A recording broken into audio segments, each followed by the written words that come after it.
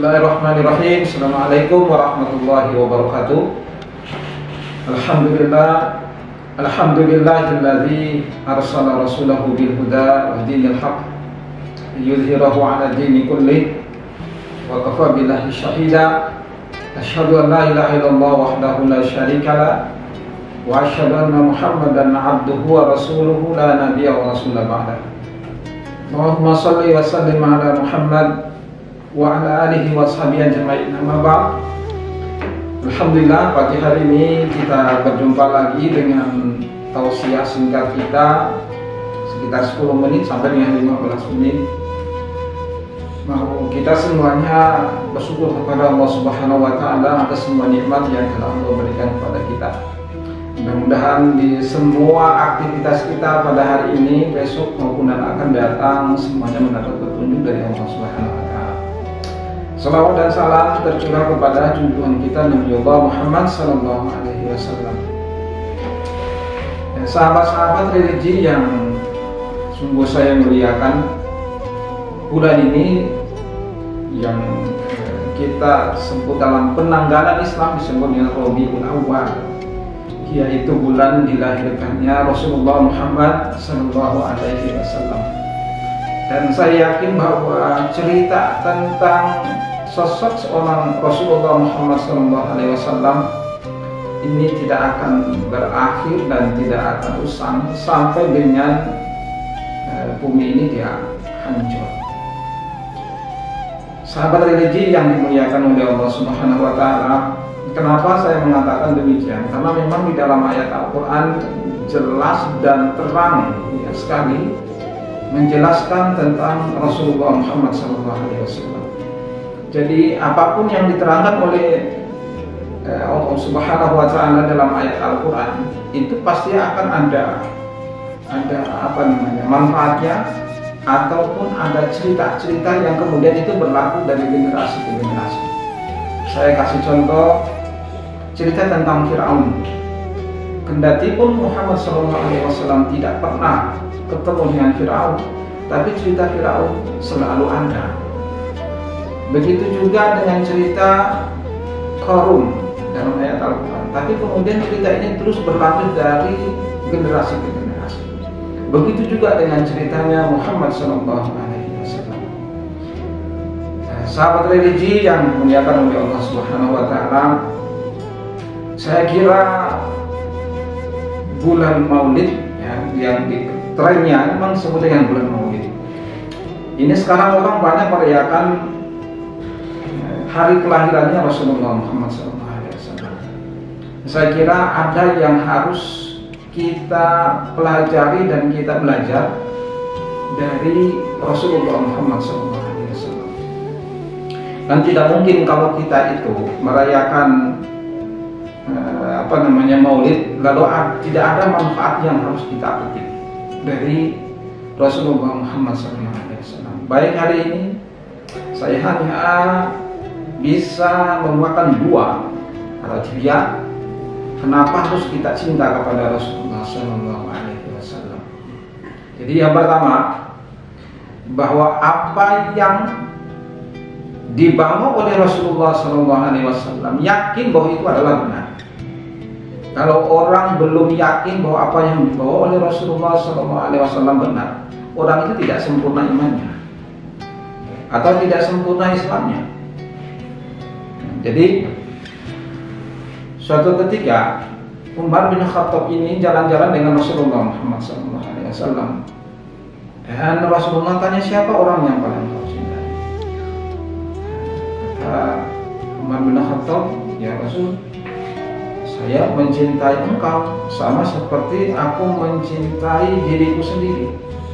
Malah kata Rasulullah SAW, Umar, imanmu belum sempurna. Sampai Rasulullah SAW, walladzi nafsi biyadillah, demi Allah yang menggenggam kedua tanganku, maksudnya yang menguasai nyawaku, tidak menguasai ruhku. Kata Rasulullah SAW, hatta akuna habba ilaika min nafsika ya Umar, sampai engkau itu betul-betul mencintaiku melebihi dirimu sendiri.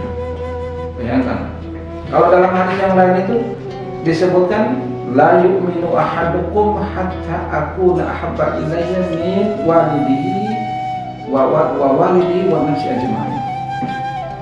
Tidak sempurna iman seseorang sampai dia itu mencintai Rasulullah melebihi walidihi, orang tuanya, lebih mencintai anak-anaknya, dan mencintai semua manusia. Sekarang kalau saya tanya, misalnya Anda mengatakan siapa orang yang paling cintai, Anda pasti menjawab orang tua. Setelah orang tua, kali anak, dan seterusnya. Tapi kalau dalam hadis ini, Masya Allah, orang yang kita cintai itu adalah Muhammad SAW, dan itu bukti kita punya keimanan. Jadi yakin bahwa apa yang dibawa oleh Rasulullah SAW itu pasti benar. Yang dibawa anil hawa in huwa illa wahyu. Dan apa yang dibawa oleh Rasulullah, yang diomongkan oleh Rasulullah itu adalah wahyu dari Allah Subhanahu wa Ta'ala. Karena itu benar. Makanya orang kalau mengikuti Rasulullah Muhammad SAW dengan segenap iman, orang itu pasti benar.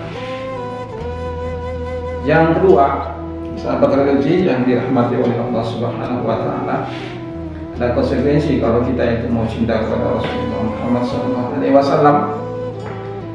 Ya, pertama, kita siap untuk mencontohi Rasulullah SAW, karena memang yang sudah tadi tahapannya pertama, kita membenarkan, kita meyakini apa yang dibawa oleh Rasulullah SAW itu benar. Maka tahapan itu selanjutnya adalah kita siap mencontohi Rasulullah Muhammad SAW. Gimana contohnya? Dan dijelaskan dalam ayat Al-Quran, laqad kana lakum fi rasulillahi uswatun hasanah. Pada diri Muhammad SAW itu ada contoh dan suri tauladan yang baik. Dan saya yakin bahwa Allah Subhanahu wa Ta'ala tidak mungkin ya berfirman demikian kalau itu tidak mampu kita lakukan.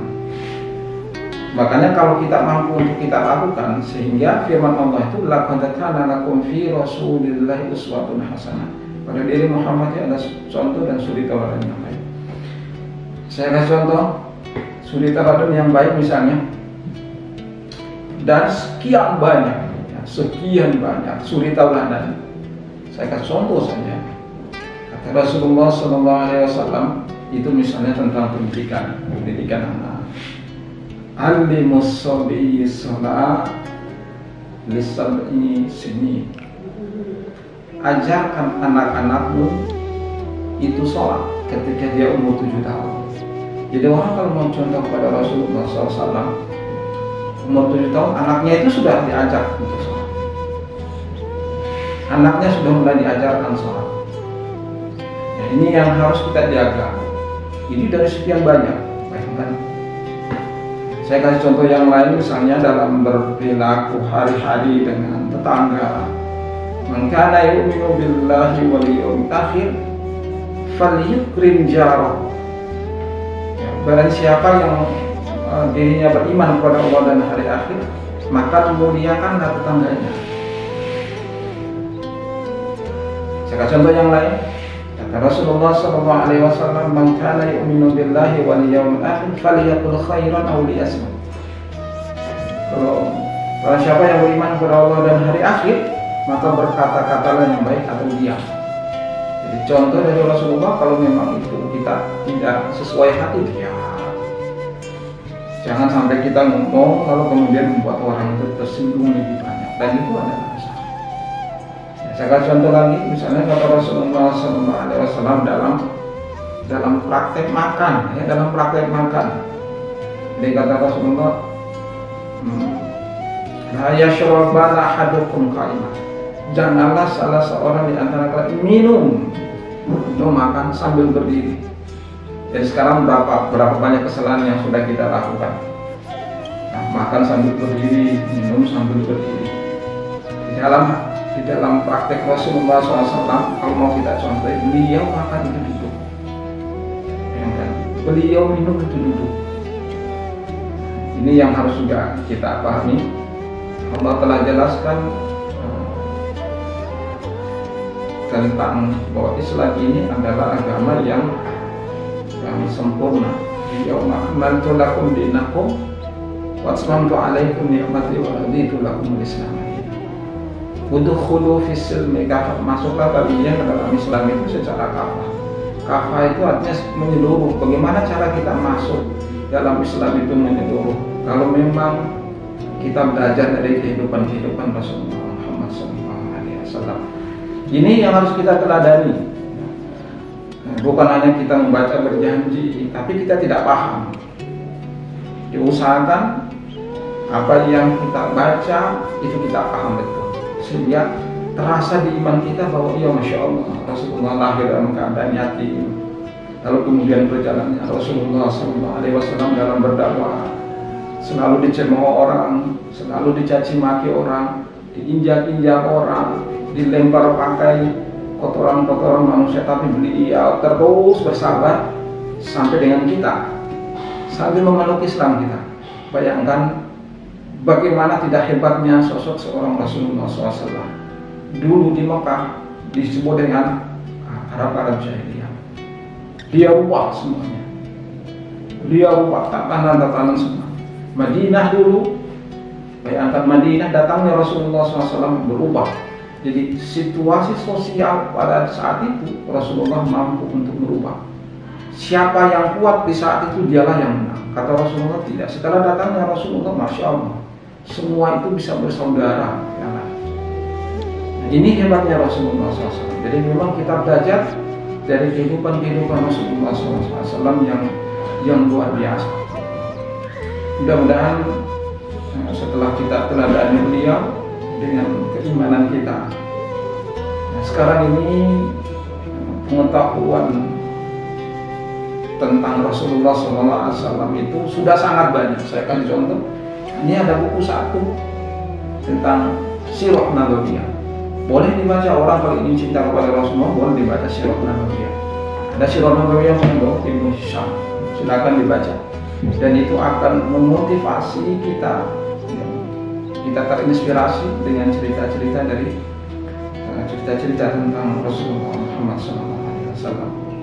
Dan yang terakhir, setelah kita membenarkan apa yang dikatakan oleh Rasulullah SAW, kita mencontohi oleh Rasulullah SAW, maka kita siap mengatakan siap apa yang dilarang oleh Rasulullah SAW, kita siap untuk meninggalkan. Karena Allah Subhanahu wa taala berfirman, "Qul in kuntum tuhibbuna fattabi'uni yuhibbukumullah wa yaghfir lakum dzunubakum."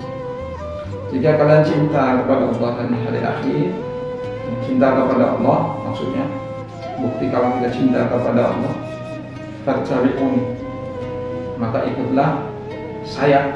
Dalam ayat Al-Quran disebut dalam beberapa tafsir, semua tafsir itu adalah Muhammad SAW. Maka kita akan diampuni dosanya. Sama yuti'illah wa rasulah yudkhilhu jannatin tajri min tahtiha an-nar khalidina fiha. Dan orang-orang yang taat pada Allah, taat kepada Rasul, yudkhilhu jannat, dia akan dimasukkan ke surganya dan dia akan kekal di dalamnya. Saya kira demikian.